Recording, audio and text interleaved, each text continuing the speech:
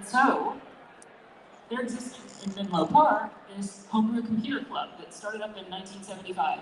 And that group of people had some very interesting characters in it. Some of you, oh, sorry, this is a little bit out of order, but the scene of computers at the time was machines like these. Not necessarily very powerful, but they were complicated and had very extensive manuals to run them. But the Homebrew Computer Club felt like that there were better machines that could be built, and the hobbyist computer industry was the way to lead the path forward.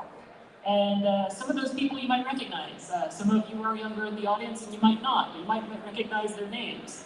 And at the Homebrew Computer Club, 1 year later, Steve Jobs and Steve Wozniak and another person, I think his name was Ron Wayne, introduced the very first version of the Apple computer.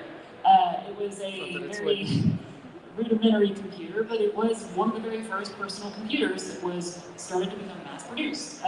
Sort of mass-produced. There's only about 50 of them left today, but still, first personal computer that people were willing to pick up and put on their desks, and it became a new cornerstone component of people's lives. And after the Apple computer came out, a couple of other competitors entered the scene, and they started to see the value of personal computers. So enter the Commodore PET, or PET. The PET was a grayscale, well, sort of grayscale, greenscale, monochrome computer display, had a pretty decent processor in it at the time, and the internal circuitry looked a little bit like this. You had the MOS 6502 processor, 2 PIAs, and it was a kind of like complicated mishmash of hardware that was relatively expensive and reflected in the price. And to control the disk drives in it, they also had yet another MOS 6502 and 2 of those same PIAs. So literally, the disk drive system to drive literal disk drives were as complicated as the computer itself. And that was a reflection of people trying to use the technology they had with the limited understanding they had to build computers. And then Apple, shortly after, introduced the Apple II. In the Apple II, you'll notice there's some very different qualities. This is actually an Apple IIe, but the same qualities were present even in the Apple II. What was unique about it was the fact that it had a very different system design. It had the same exact processor in MOS 6502. It was clocked slower than the clock speed of the MOS 6502 in the PET.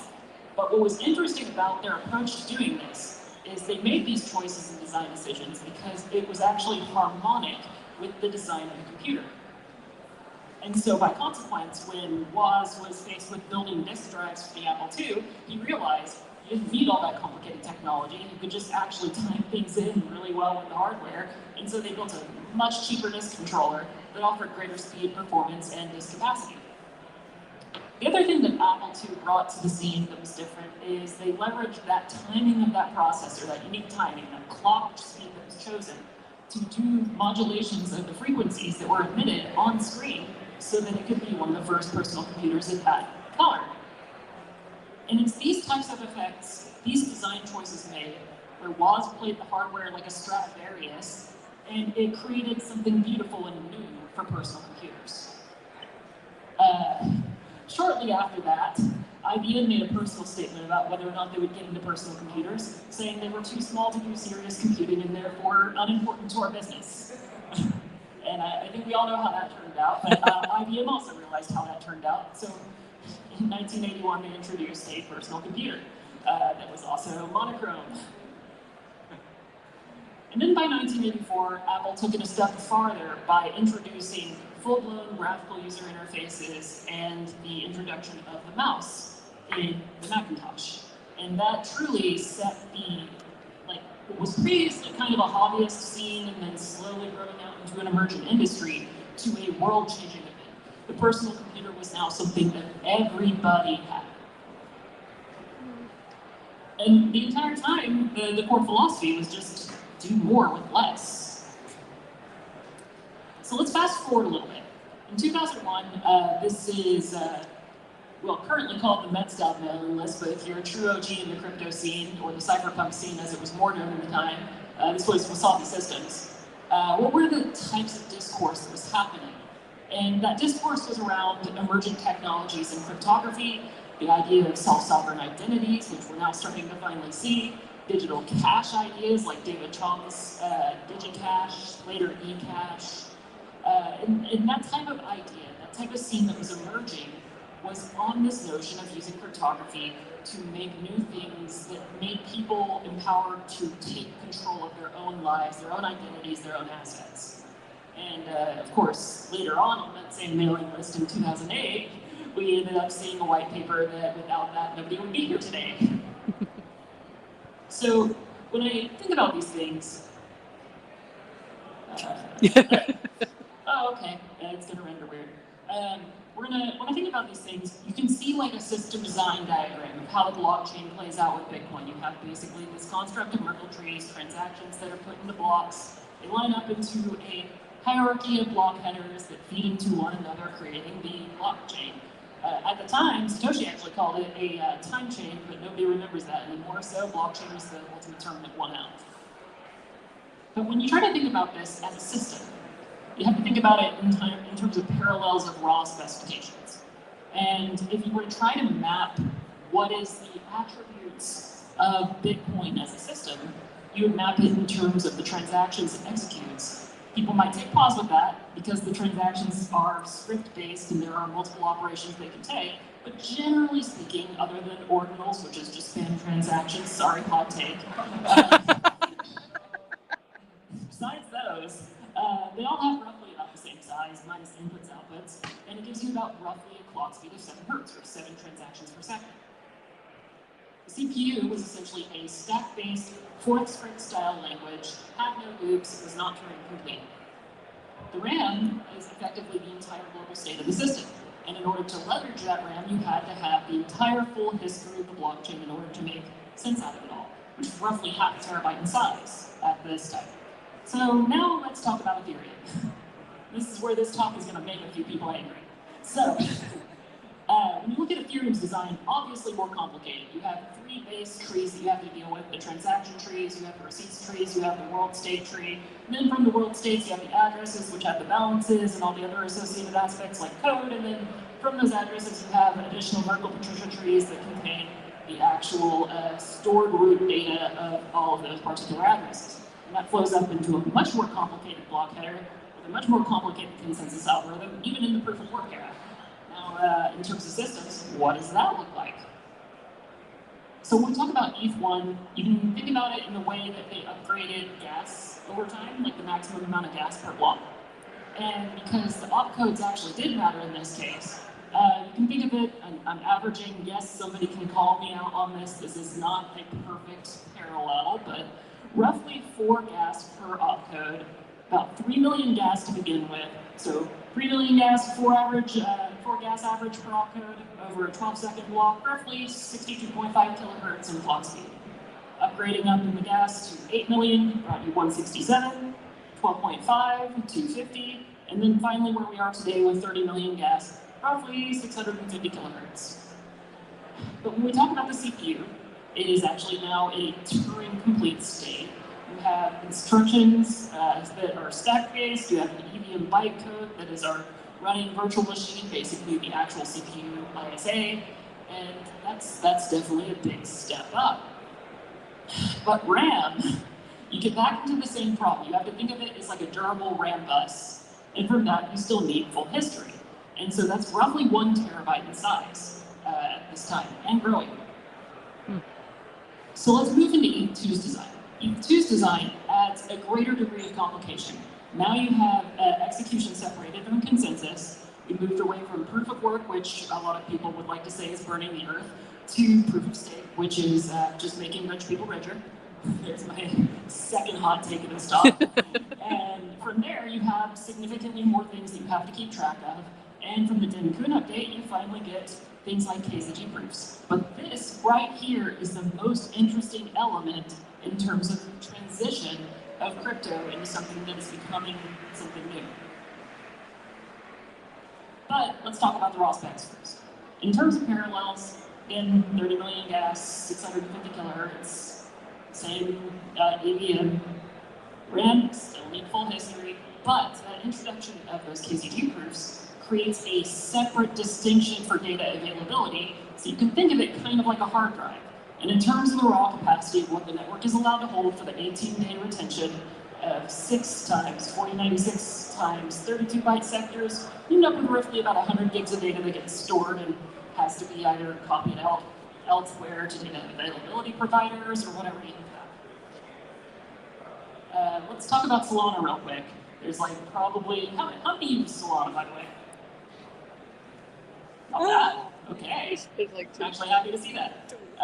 So in terms of clock speed, this is an interesting one because they have 48 million compute units, and a compute unit is roughly corresponding to one opcode.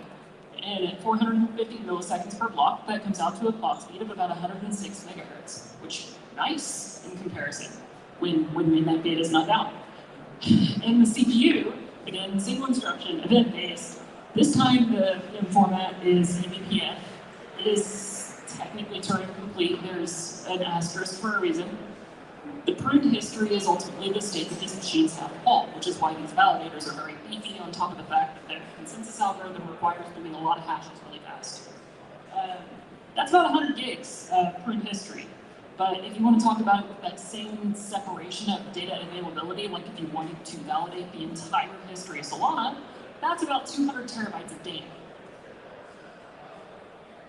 So, jumping back to Ethereum's architecture, you can see that the advent of L2s has now brought in essentially mostly EVM-compatible designs, these systems built very similarly, or almost entirely the same as ETH itself, minus this portion, and they feed in through these KZG blobs as external data availability providers, and potentially, you can think of it in the early days of the computer industry, as expansion cards. And from that, you're able to get faster systems, cheaper gas in the case of KZG. And that's kind of like where things have moved to.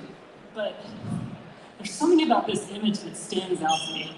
And it's something that has bothered me for a while, because I can't get this image out of my head. It's just, it looks really freaking familiar. I can't help but notice that the design looks like the pet. So what's the Apple II? Where's the simple disk drive? How do we expand capacity in ways that is cheaper, more efficient, and what can actually lead to a greater variety of consumer applications? Where's the color? Where's the games? Where's the consumer experience? Where's the user in all of this? Is it just spreadsheets? Is that all we're going to do? Is it just going to be finance the whole time? Because, I mean, in which case, fine, the PET is great. But if we want to move into a world where the world is truly on-chain, you have billions of users, you need something different. So what would Woz do? He'd do more with less. So if you were to take the idea of what there is and do more, what does the Apple of crypto look like? Smarter storage, greater variety of applications, more power to developers, greater harmony with user experience, and if you're going to really pull an Apple, you're going to pull Apple and steal Xerox PARC's user experience design and build a mouse. So working backwards, what does that look like? We can leverage the use of KZG proofs as a way to separate data from the network as a whole. That detaches the data that gives you a hard drive for the network. You can basically take the same concept of a hardware timer and hardware randomness generator using a VDF to provide proof of sequentiality and randomness to do leader selection. You can, instead of doing the entire state, you can actually just have a single slot finality commitment of all of those KZG proofs. And then the immediate state is the only state required for synchronization of local consensus on the network. And then for the CPU, you switch to normal circuits, you get general computation, but it's also private now. And then for the fact that this is crypto and we're all using keys, just use HSMs. They're already there. They're built into all of our phones today. They're built into all of our laptops. So, a lot of you know me. A lot of you know what I've been working on with Equilibrium.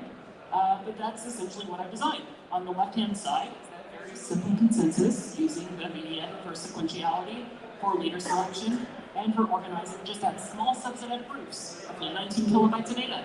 The rest of the network is sharded out, and it uses these KZG proofs, just like Ethereum does, but in a way that provides greater expandability. So what does that look like?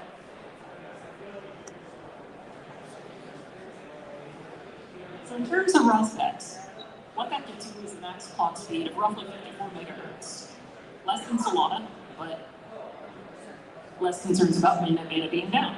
The CPU designs S&P multi-core style. Actually, it leads up to 10 to the power of 98 possible cores. And they're all garbled circuits, meaning input data is private, including output data.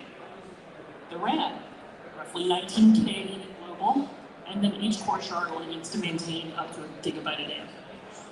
The hard drive is working at a RAID 6 style capacity, using the same kind of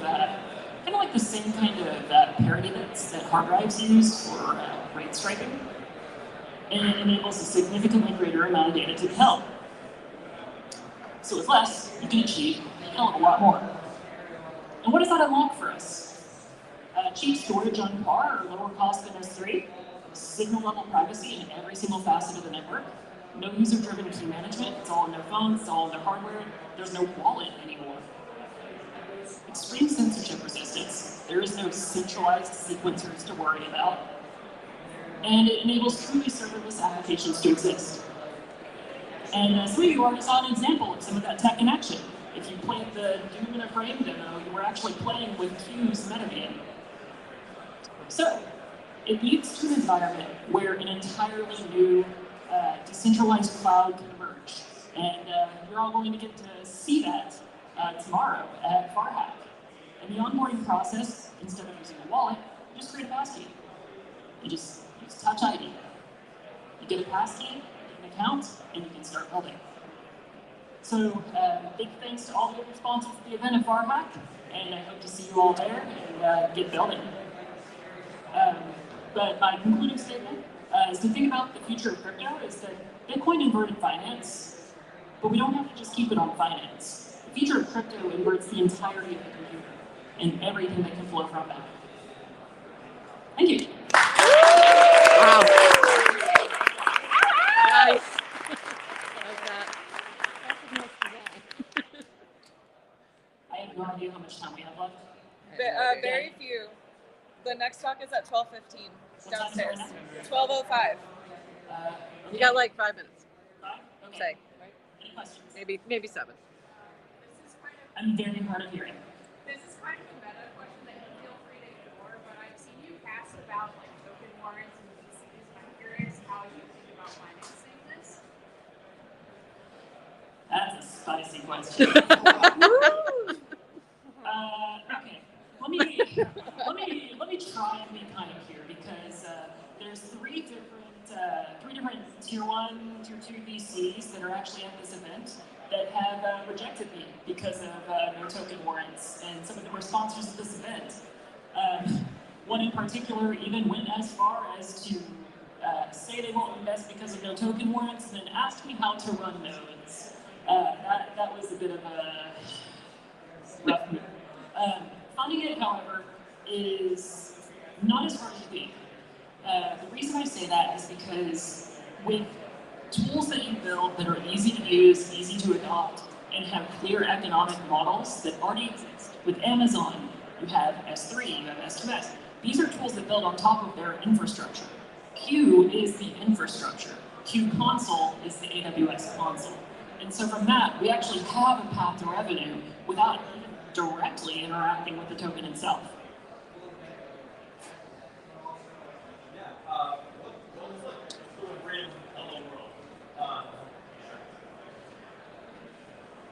Yeah.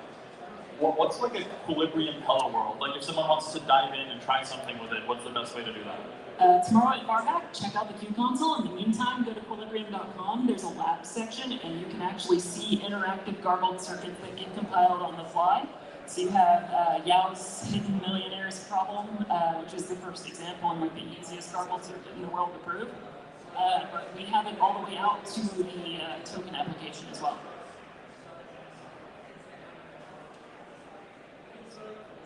Maybe like one more. If you One got more question? maybe one more. I don't have one. That wasn't me. I No, was just saying we were just letting her know it's one more.